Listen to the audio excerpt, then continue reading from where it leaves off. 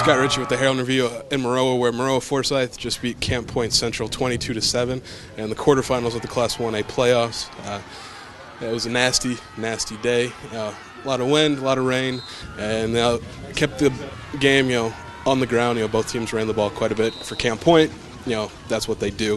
Definitely a run-first team. For Maroa, it was a little bit of a switch. They did throw the ball a few times, but it was definitely more of a ground attack for the Trojans, and that worked. They ended up with the victory. They had 6 guys with at least 40 yards on the ground. Jack Hockaday ended up with the team lead at 90 yards.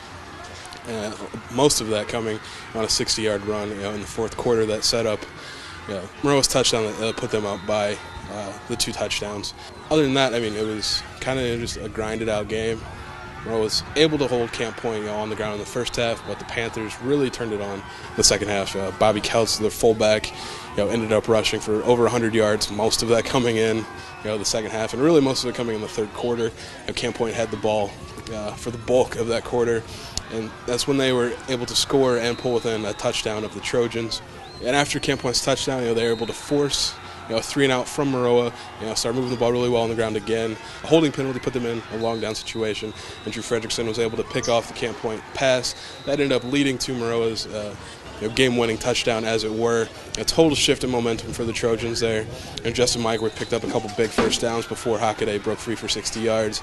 And Mikeworth ended up scoring what turned out to be the game-clinching touchdown from a yard out. So a big game for him, not necessarily been the biggest part of the offense at fullback, through the season, but when Maroa kind of called on him, he came through.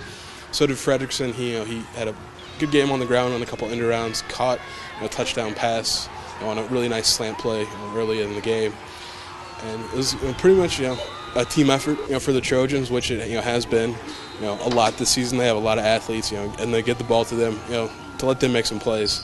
Maroa now advances to the Class 1A semifinals, and they'll play Downs Tri-Valley.